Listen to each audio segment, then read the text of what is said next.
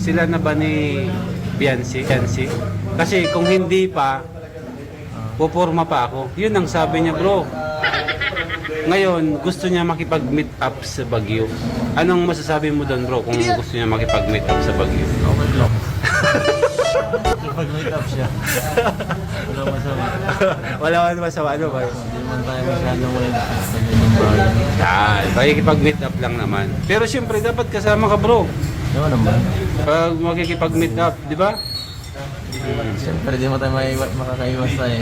Siyempre kasama naman natin si Bessie at siyempre di mo tayo basta-basta ay kapagkatiwala kung kanina.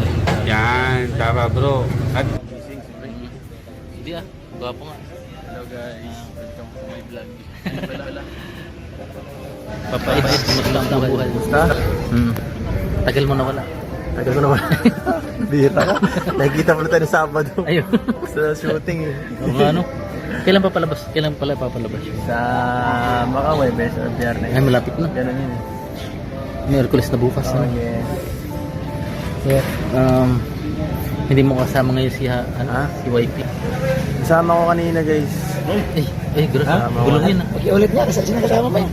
Ay, gulong. Kasama ko si Jebran. Ajin. Through the highs and the lows, in every season, as our story grows. No matter what comes, no matter what stays, you're my forever. I'll love you always.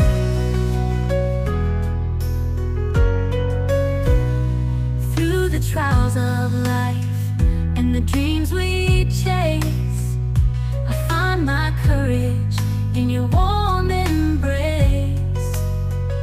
With every step we take, together hand in hand, I'll be your rock, your biggest fan.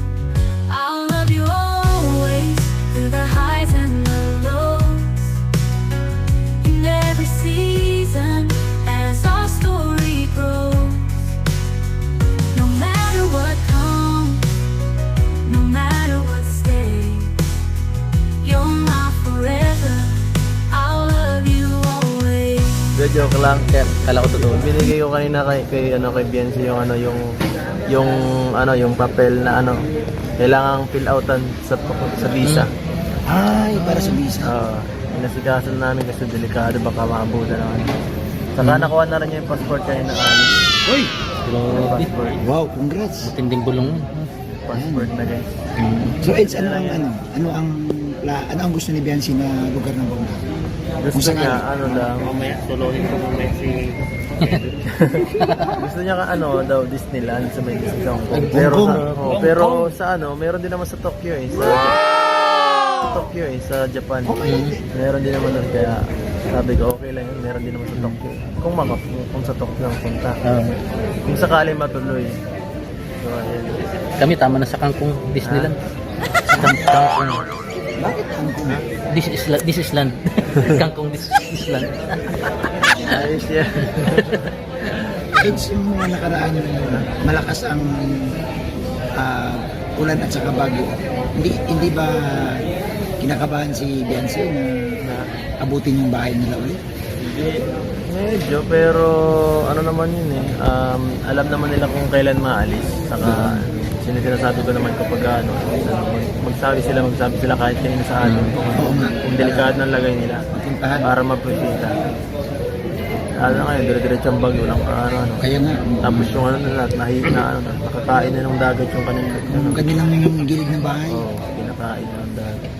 Kaya nga sana ako, dasal ko matapos na rin yung bahay nila para makalipat na sila, Eds. Tatanong ko rin naman sa Supermac na nakaraan kung pagpunta natin kala Crystal at sabi ni Mac, malapit na daw yun. Kaya lang, yun nga, gawa nitong maraming project, inuna pa yung kala Tristan, tapos pending yung kay Supermac, parang rin. Tapos may iba pang mga gawain, medyo na-stop muna. Pero sabi niya, mga January, tapos na daw yun. Yung Mga magandang balita. end of January kahit tapos na yun. Magandang balita yun, mga January, kahit mga February sila makalipat. Oo, mga gano'n, mga February. Sigurado na yun. Kasi Eds, ako Eds, natatakot din ako, di ba malapit lang din kami doon. pag yung humagupit yung hangin na sabi ko, mas lalo kila Beyonce at tabing dagat sila. Pwedeng lumaki ang alon tapos sabayan pa ng high tide. Yes. Ganun ang mangyari ito, mahirap ko. Hira. Oo naman. Salamat naman. Tuloy-tuloy. Tapos Eds, tanong ko, okay naman kay Beyonce yung pag-akit natin sa Baguio sa birthday ni Kuya Bal? Okay naman. Sinanong ko kanina kung masama siya. Sabi niya, okay naman daw. Wala namang problema. Very good. Mga isang linggo siguro tayo doon? Ilang araw lang. 5 lang. Friday, mga Merkulis. Balik agad ano. Dami nag-aabang doon. Dami nag-aabang. Oo, magkakaroon kasi tayo ng meet and greet. Ulit. Ay, sana. So, Ganda so, sabi daw, maulan First daw. time ko. Hindi lang problema. Di sana nga Eds, lumipas na tong Baguio. Or kung maaari man lang, kahit na masaya naman yung pag-akyat. Kahit nga ano eh. Kaso yung ano, ang bira, may karasunod na naman yung bagyo Yun eh. na nga eh. Yun, low pressure na. Pero ano, papunta doon eh. Pa-north eh. Yun nga eh, delikado, maulan pa rin. Kaya lang. Sa Tugigaraw. Cagayan Valley. Pero dati, ganda ng panahon ng pagpunta namin doon eh. Oo, yung tayo pag-akyat. Sobrang ganda ng panahon nun. Malamig pa rin kahit maganda. Oo, ano sa bro, doon kami sa... Makulimlim lang, pero ano, Sa Couple House tayo, ang ganda ng... Ikaw nag-drive Yun na nga, yan. Ikaw nag-drive. yun nga lang, malamig talaga.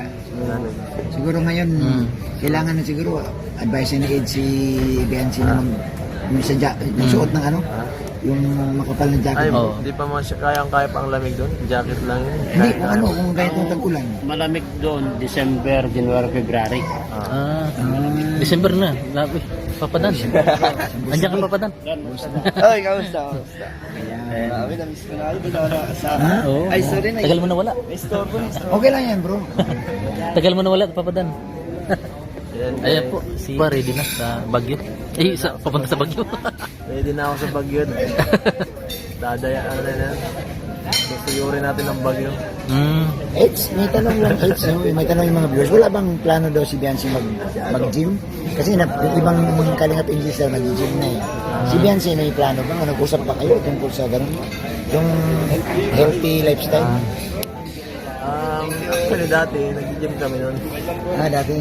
Itong bago magpalawan. Kaya baga na dati pa medyo nag-slim siya. Ano, nung bago magpalawan, 1 buwan kami ng dire-diretsyo. Galing. Pilit ko siya na magano kasi. Gym kasi kailangan. Saka ayaw rin niya masyado medyo nataba yung mukha niya. Eds, kung matuloy kayo sa Japan, mag-gym na rin ulit. Depende kung gusto niya kasi ako naman dire-diretso naman ang aking pagbubuhat eh. Basta magsabi lang siya na sige pwede ako, madali akong kausap, pwede agad. Pwede ko na agad siya samahan kahit kailan pagka pagka walang pasok ganyan. All of you always, the highs and the lows. Kahit nanakit po yung mga susunod na sabay tayo. In every Bakit nakit? season, Nag-gym ka pala. as our story grows. Tol, maganda rin ang katawan ni Eds. Kaya konti-unti. Kala ko si Ato. Kasi tinatanong ko si Ato kung nag-gym tapos sabi gumaganda ang katawan. Hindi. Hindi naman kung gumanda ang katawan ni Ato. Dati lang.